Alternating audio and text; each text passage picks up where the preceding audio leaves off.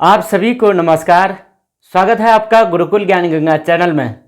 मैं लेकर आया हूं आज एक बहुत महत्वपूर्ण वीडियो।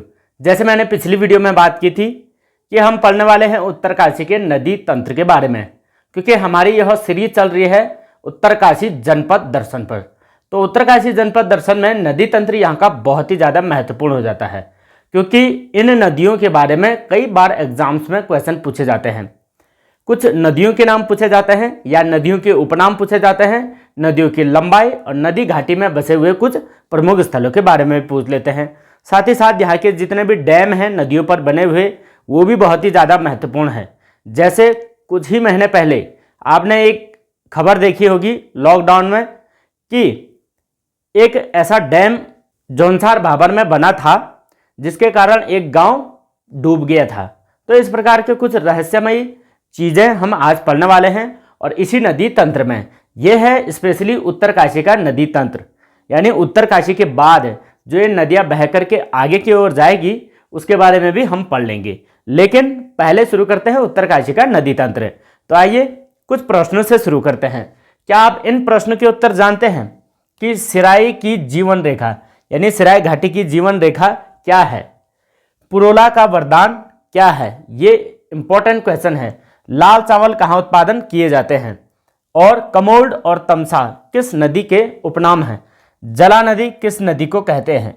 ये कुछ इंपॉर्टेंट क्वेश्चन हैं, यानी इन्हीं क्वेश्चन के साथ हम इस नदी तंत्र को क्लियर कर रहे हैं। अब यह जो हमारा नदी तंत्र शुरू हो रहा है वह हो रहा है यमुना नदी तंत्र से।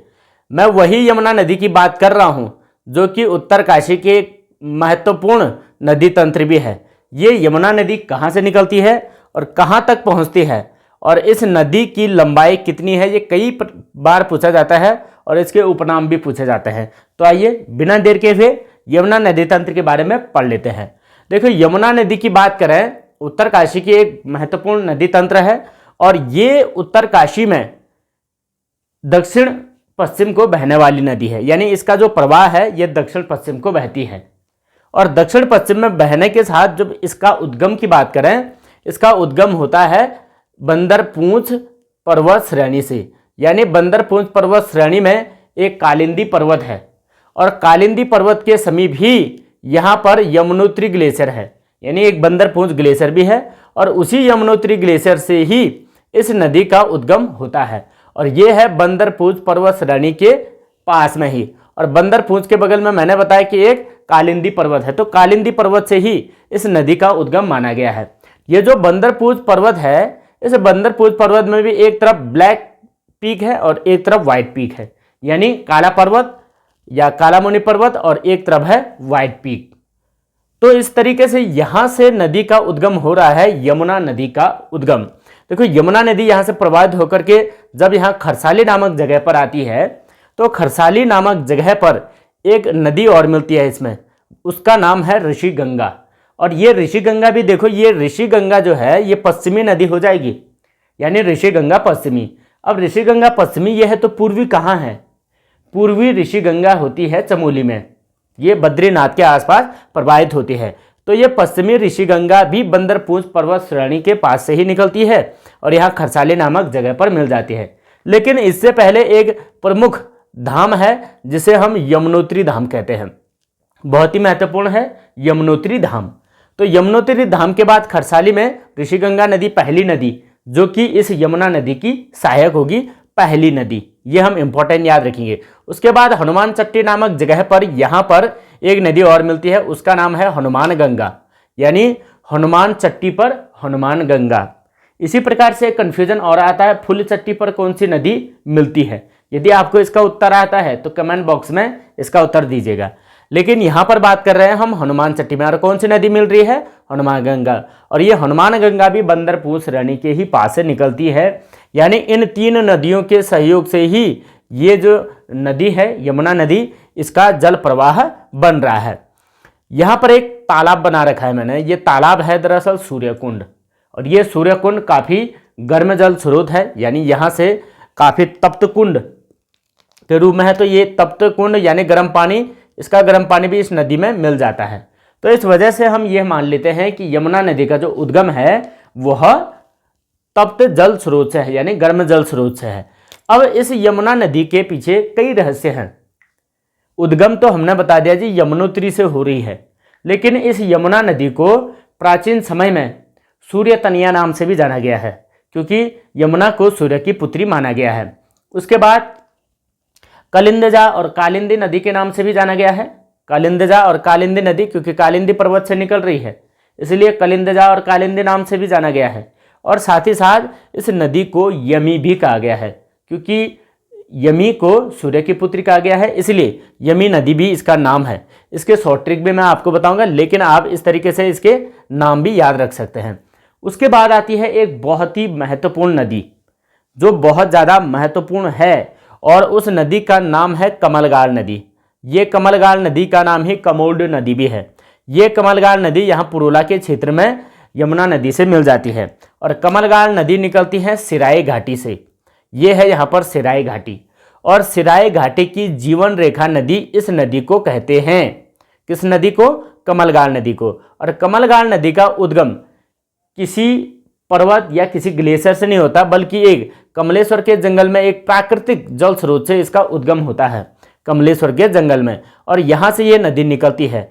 तो ये पुरोला घाटी की एक महत्वपूर्ण नदी है, पुरोला घाटी। इसलिए इस क्षेत्र को, यानी इस सिराई घाटी क्षेत्र को ये जीवन रेखा के नाम से यहाँ पर जाना गया। और पुरोला का वरदान भी इस नदी को कहा जाता है, क्योंकि पुरोला का वरदान इसलिए कहा जाता है, इस सिराई क्षेत्र में बहुत अच्छी धान की उपज होती है। वह भी किस प्रकार के? लाल रंग के धान की उपज यहाँ होती है सिराई घाटी में, यानी ये पुरोला क्षेत्र में। पुरोला क्षेत्र में कृषि कार्य बहुत अच्छा किया जाता है। ये इस कमलगाल नदी का ही वरदान है, इसलिए ये बहुत महत्वपूर्ण जगह है, और यहाँ पर धान की उपज अच्छी होती है, और साथ ही साथ यहाँ के लोग मच्छी भात खाना बहुत पसंद करते हैं। इसलिए इस क्षेत्र को मिनी बंगाल के नाम से भी जाना जाता है, इस कमलगाल नदी क्षेत्र को। तो आप इतना याद रखेंगे कि कमलेश्वर के जंगलों से निकलती है, और पुरोला के आसपास ये नदी मिल जाती है यमुना नदी से।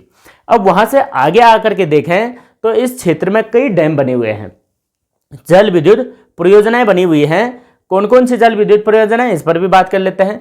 एक इम्पोर्टेंट है लखवाड़ डैम। ये लखवाड़ डैम, दरअसल हम यहाँ से देहरादून में घुस जाते हैं, ये लखवाड़ डैम, और देहरादून में जैसे ही हम पहुँच जाते हैं तो देहरादून में लखवाड़ डैम की बात करें तो ये 1976 में इसकी परियोजना बननी शुरू हो गई थी, और तब से जाकर के अभी भी ये डैम बन ही रहा है। तो ये लखवाड़ डैम याद रखें। लखवाड़ डैम अभी के समय में यहाँ जो ये चकरा का क्षेत्र है, यानी हम ये कह सकते हैं जौनसार भाबर है, उस जौनसार भाबर के लोहारी गांव में बना हुआ है।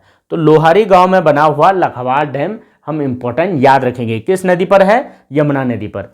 इसी के नीचे एक ब्यासी परियोजना भी है, जिसका काम लगभग 1972 से शुरू हो चुका था, और इससे पहले यही जो डैम है काफ़ी विवादित रहा था इस क्षेत्र के लोगों के लिए। यानी इस डैम के कारण ही, ब्यासी डैम के कारण, ये लोहारी गांव भी जलमग्न हो गया था। यानी जिस प्रकार से टिहरी डैम के कारण पुरानी टिहरी डूब गई थी, उसी प्रकार से ये लोहारी गांव डूब चुका है ब्यासी परियोजना के कारण। देखिए, लखवाड़ डैम और ब्यासी परियोजना एक संयुक्त जल विद्युत परियोजना है। इन परियोजनाओं के कारण ही ये लोहारी गांव यहाँ डूब चुका है, जो कि जौनसार भाबर का है। तो इसलिए हमें ये याद रखना होगा कि ब्यासी परियोजना और लखवाड़ डैम, ये दोनों की दोनों पूछी जा सकती है, जो कि यमुना नदी पर है। तो इतनी बातें हम समझ गए हैं। वहाँ से थोड़ा सा आगे और निकल जाएंगे हम, तो यहाँ पर एक ढालीपुर डैम, ढकरानी डैम, खोदरी डैम, ये कुछ डैम और हैं, इन्हें भी हम याद रखेंगे। यमुना नदी पर ही है, लेकिन ये देहरादून के क्षेत्र में हो गए। ढालीपुर डैम, ढकरानी और खोदरी, ये सारी जितनी भी ये डैम परियोजना है ना, ये सारी परियोजनाएं लगभग जौनसार भाबर क्षेत्र में हैं, इसलिए इन्हें हमें याद रखना है, यमुना नदी के साथ हैं। आइए, यहाँ तक हम पहुँच चुके हैं लगभग। यहाँ पर एक एरिया है कालसी, कालसी, और कालसी में जो नदी मिलती है वह मिलती है टोंस नदी, जिसका नाम की तमसा नदी भी है। अब इस टोंस के बारे में भी पढ़ते हैं। यहाँ से पढ़ करके हम आ चुके हैं यहाँ कालसी तक, यानी यमुना नदी तंत्र को हम लगभग कालसी तक क्लियर कर चुके हैं। उसके बाद यहाँ पर आ जाइए टोंस नदी पर, और टोंस नदी की बात करें तो टोंस नदी एक ऐसी नदी है जो उत्तराखंड की पश्चिमी सीमा रेखा बनाता है हिमाचल के साथ। अब इस नदी में दो नदियाँ मिलती है। पहले तो एक निकलती है यहाँ खिमलोगा ग्लेशियर से, जिसका नाम रूपिन नदी है। एक यहाँ उत्तरकाशी से निकलती है मंडियाल ताल से, मंडियाल ताल से सूपी नदी निकलती है। अब ये जो खिमलोगा से निकलने वाली जो रूपी नदी है ये हिमाचल से बह करके आती है और उत्तरकाशी में आती है। और ये जो ये सूपी नदी है ये मणिया ताल, ये तो मणियाल ताल तो उत्तरकाशी में ही है, तो यहाँ से बह करके ये यहाँ उत्तरकाशी में ही एक नेटवाड़ नामक जगह है और नेटवाड़ में ही इन दोनों रूपिन और सूपिन दोनों नदियों का संगम होता है। और रूपिन नदी निकलती है हिमाचल प्रदेश से और सूपिन नदी निकलती है उत्तरकाशी से, इसलिए दोनों नदियों का संगम कहाँ पर हो जाता है, नेटवाड़ नामक जगह पर हो जाता है। बहुत इंपॉर्टेंट है। एक इंपॉर्टेंट जानकारी आप रूपिन नदी से रिलेटेड रखेंगे, कैसे कि इस रूपिन नदी का प्राचीन नाम जला नदी था, जला नदी, ये भी आप याद रखेंगे। जला नदी किस नदी का नाम, रूपिन नदी का नाम। और इस नदी को, ये जो मणियाल ताल से सूपिन नदी निकल रही है, इसे कर्मनाश नाम से भी जाना जाता है। तो उत्तरकाशी में कर्मनाश नदी नाम से किसे जाना जा रहा है, इस सूपिन नदी को, जो कि मणियाल ताल से निकल रही है। यहाँ पर आगे आकर के सूपिन नदी पर जो है, यहाँ पर जोखोली सांकरी जल विद्युत परियोजना भी बनी हुई है। ये इंपॉर्टेंट हो जाएगा, किस नदी पर बनी है, सूपिन नदी पर। और कहाँ बनी हुई है, उत्तरकाशी में। तो यहाँ से मणियाल ताल से और यहाँ से खिमलोगा ग्लेशियर से दोनों नदियाँ आकर के नेटवाड़ नामक जगह पर मिल जाती है और यहाँ से कहा जाता है टोंस नदी। हालांकि यहाँ चित्र में कम दिखाई दे रहा है, लेकिन टोंस नदी काफ़ी लंबी है, इस यमुना नदी से तो ज़्यादा लंबी है टोंस नदी। तो बहुत महत्वपूर्ण ये टोंस नदी है और ये टोंस नदी यहाँ से लेकर के टोटल हमारे उत्तराखंड की सीमा बना रहा है हिमाचल प्रदेश से। अब नेटवाड़ से जैसे ही हम आगे आते हैं, यहाँ पर एक डैम है नेटवाड़ मोरी परियोजना। तो नेटवाड़ मोरी परियोजना यहाँ पर है, इस नेटवाड़ के ही बगल में। फिर वहाँ से और आगे आ जाएंगे तो किसाऊ डैम है, फिर आगे आ जाएंगे और इचारी डैम है। तो किसाऊ, इचारी और ये जो नेटवाड़ मोरी परियोजना है, ये जल विद्युत परियोजना हो जाएगी जी टोंस नदी पर। जबकि रूपिन नदी पर भी एक विद्युत परियोजना हम याद रखेंगे, रूपिन नदी जल विद्युत परियोजना। और सूपिन पर हम क्या याद रखेंगे, जोखोल सांकरी जल विद्युत परियोजना। तो इस प्रकार से यहाँ से हम आगे आ चुके हैं और नेटवाड़ से होते हुए हम नेटवाड़ मोरी परियोजना देखा और किसाऊ डैम देखा, इचारी डैम देखा। यहाँ से थोड़ा सा आगे आ जाते हैं, यहाँ पर दो नदियाँ इसमें और मिल जाते हैं, जिसका नाम है मोनागाड़ नदी और खूनीगाड़ नदी। तो ये दो भी याद रखिएगा, मोनागाड़ एंड खूनीगाड़ किसकी सहायक हो जाएंगी, ये हो जाती हैं इस टोंस नदी की सहायक, मोनागाड़ और खूनीगाड़। ये बहुत ज़्यादा इंपॉर्टेंट है। अब एक नदी और मिलती है इस टोंस नदी में, वो होती है टोंस नदी की सबसे बड़ी सहायक। अब वो सबसे बड़ी सहायक का नाम है पावर नदी। ये भी यहाँ हिमाचल से ही आती है पावर नदी। और पावर नदी ये आराकोट क्षेत्र से बह करके आती है और आराकोट क्षेत्र से बह करके जब आएगी तो त्यूनी नामक जगह पर इसका संगम हो जाता है और त्यूनी भी उत्तरकाशी में ही है। तो त्यूनी नामक जगह पर पावर नदी मिलती है। और ये पूरी अगर बात की जाए, ये जो टोंस नदी है, टोंस नदी की सबसे बड़ी सहायक नदी कौन सी हो जाएगी, पावर नदी। तो पिछली वीडियो में मैंने बात की थी कि जो ये टोंस नदी घाटी क्षेत्र है, यहाँ पर उत्तराखंड के सबसे ज़्यादा घने बसे जंगल भी हैं। यानी ये नदी घाटी सबसे अधिक जंगलों वाला नदी घाटी है, ये वाली टोंस नदी। टोंस नदी की बात करें तो ये टोटल 148 किलोमीटर है इसकी लंबाई, जबकि यमुना नदी की लंबाई होती है 136 किलोमीटर। तो 136 और 148 हम याद रखेंगे, और इसकी लंबाई ज़्यादा है टोंस नदी की और यमुना की लंबाई छोटी है। तो इस प्रकार से हम लेकर आ गए भाई, रूपिन सूपिन नदी को मिला करके लाए और यहाँ से यहाँ कालिसी तक हम पहुँच चुके हैं। तो ये कालिसी वाले एरिया में दोनों नदियों का संगम होता है, किस किस नदी का, टोंस नदी का और यमुना नदी का। अब प्रश्न एक और आता है कि यमुना नदी की सबसे बड़ी सहायक नदी कौन सी है। तो यमुना की सबसे बड़ी सहायक हो जाएगी टोंस नदी, जिसे कि प्राचीन समय में तमसा नदी के नाम से भी जाना जाता था।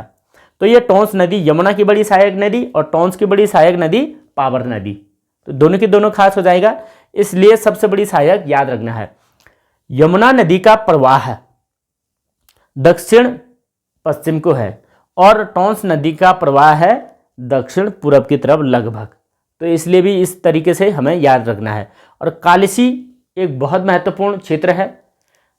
कालिसी में प्राचीनतम एक शिलालेख मिला हुआ है जो कि अशोक के शिलालेख है। वही अशोक जिस अशोक का स्तंभ आज भारत का एक प्रतीक चिन्ह है, और उत्तराखंड राज्य प्रतीक चिन्ह पर भी अशोक की लाट है। तो अशोक की ललाट के साथ जो है वो चिन्ह इसी अशोक का चिन्ह था। ये कालिसी में जो उन्होंने शिलालेख लिखा है, और कालिसी में 257 ईस्वी पूर्व उन्होंने शिलालेख लिखा था। बल्कि ये भी लिखा था कि मैं इस क्षेत्र के लोगों के,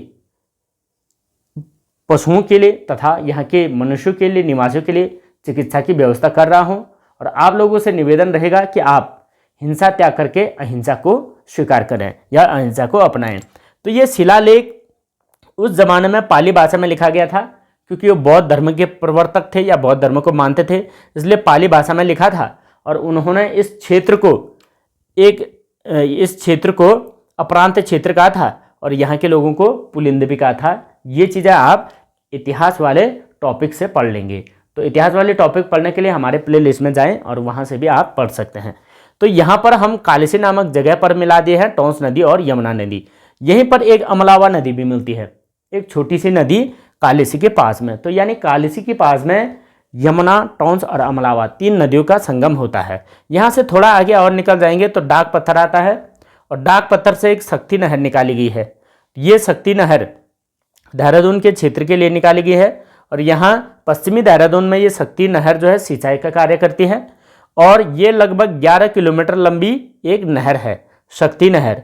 और शक्ति नहर निकाली कहाँ से गई है? डाक पत्थर से। अब ये शक्ति नहर समायोजित होती है यहाँ आसन बैराज में, और आसन बैराज में ही एक आसारोली नामक क्षेत्र से एक आसन नदी निकल करके आती है, और आसन बैराज इसी आसन नदी पर बना हुआ है। तो यहीं पर यमुना और आसन नदी के संगम स्थल पर ही आसन बैराज भी बना हुआ है।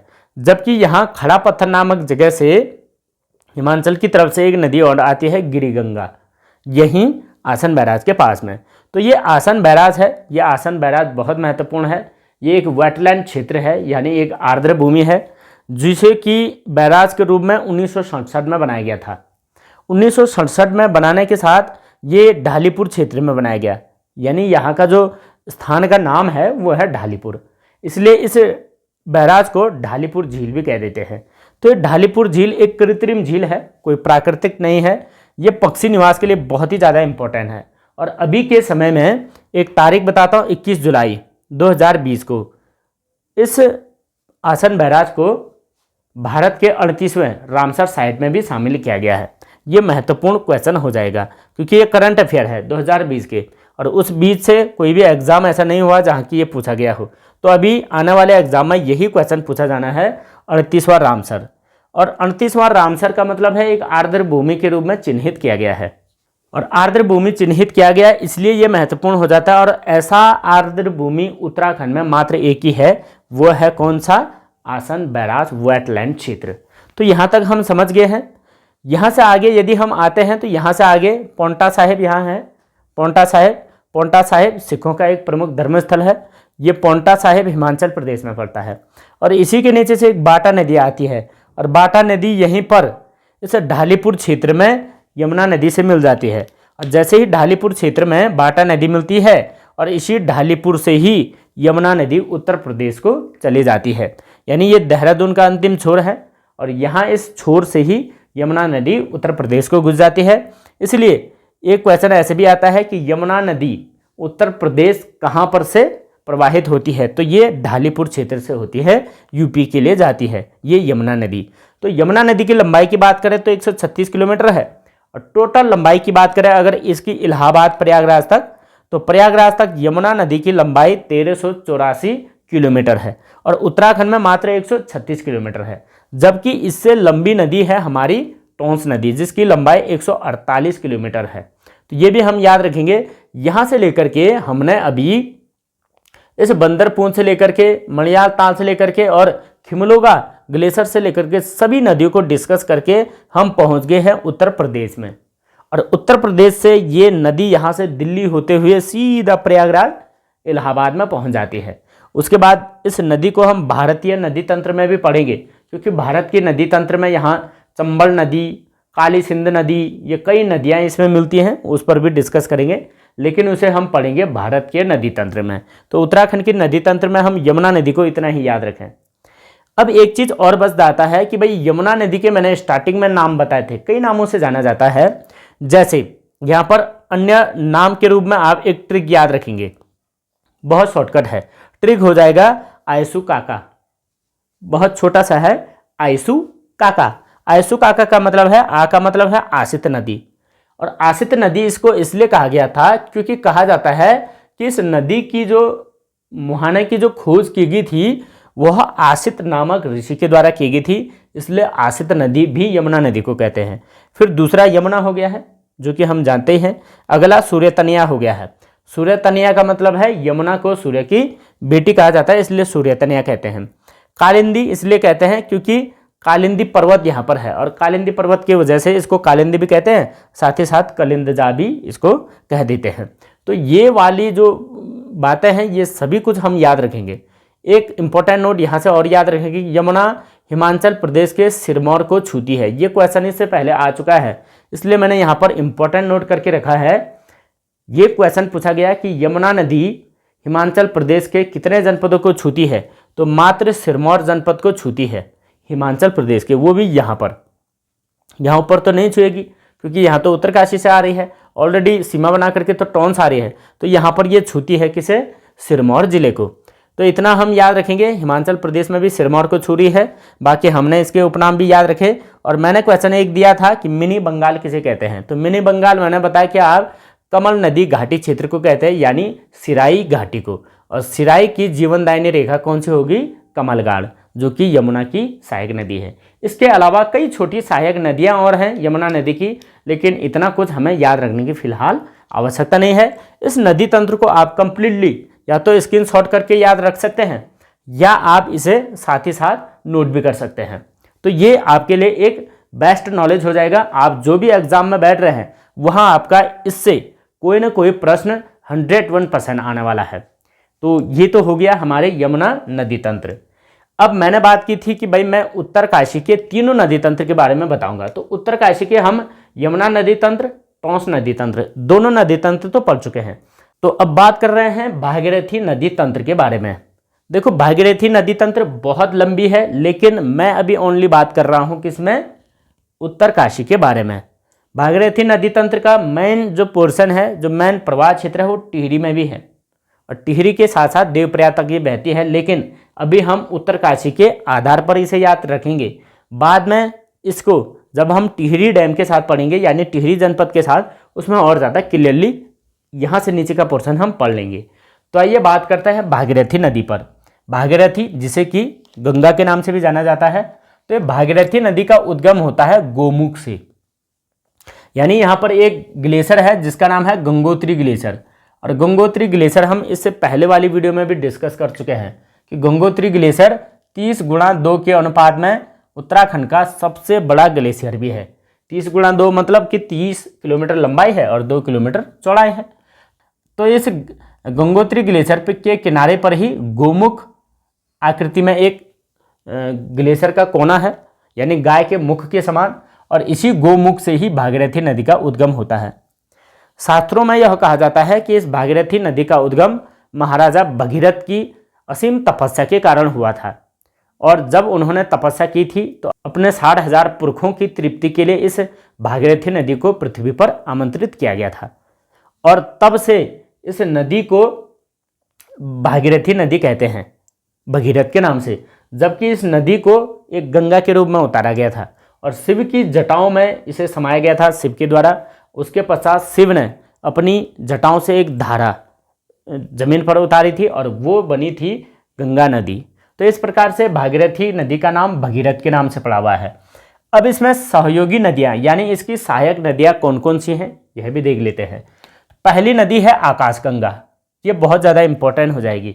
पहली सहायक नदी है आकाशगंगा, जो कि दरी गोमुख के ही आसपास से निकलती है। आकाशगंगा बहुत छोटी नदी है, आकाशगंगा, ये याद रखेंगे।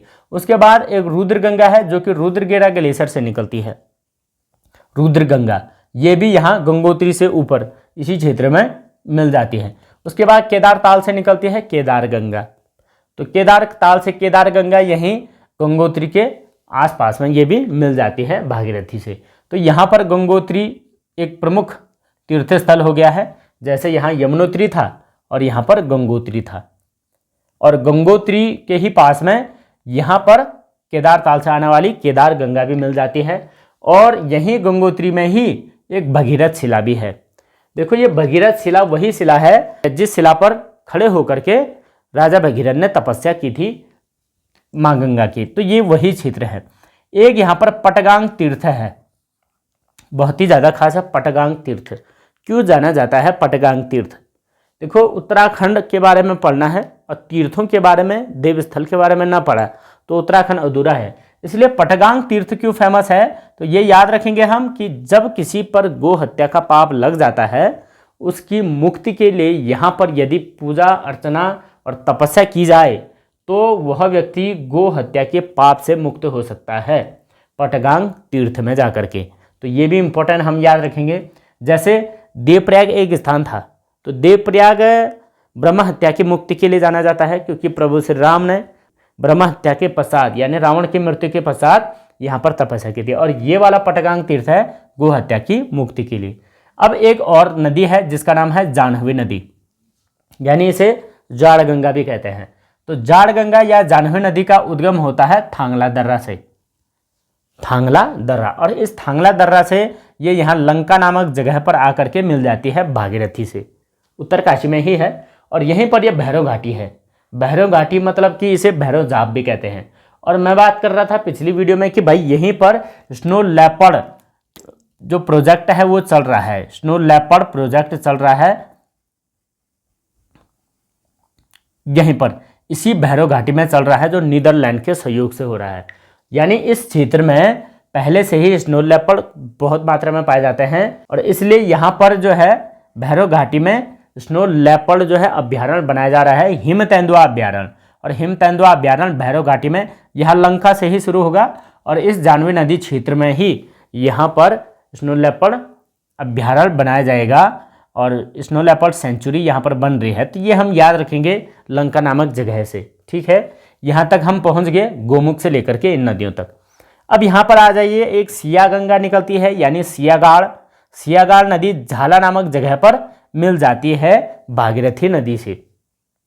उसके बाद यहाँ पर झाला से आगे एक मनेरी भाली पावर प्रोजेक्ट भी है, मनेरी भाली डैम। ये भी हम याद रखेंगे। मनेरी भाली डैम किस पर है? भागीरथी नदी पर और झाला से थोड़ा आगे आकर के है। अब एक इम्पोर्टेंट नदी और है यहाँ पर, बहुत ही ज़्यादा खास नदी। उस नदी का नाम है अस्सी गंगा या इसे अस्सीगाड़ भी कहते हैं। अस्सी गंगा नदी का उद्गम होता है डोडी ताल से। ये डोडी ताल वही ताल है जहाँ पर ट्राउट मछलियाँ पाई जाती हैं, बहुत महंगी मछलियाँ होती हैं। तो ये ट्राउट मछलियाँ इस डोडी ताल में पाई जाती है और यहाँ से निकलती है जी अस्सी गंगा नदी। और अस्सी गंगा नदी में ही, अस्सी गंगा नदी का भागीरथी में संगम होने से पहले एक वारुणी नदी भी निकलती है और वारुणी नदी निकलती है वरुणावत पर्वत से, वरुणावत पर्वत। और वरुणावत पर्वत के गोद में बसा हुआ है क्या? उत्तरकाशी। यानी ये कुल मिलाकर के यहाँ पर ये उत्तरकाशी है वरुणावत पर्वत।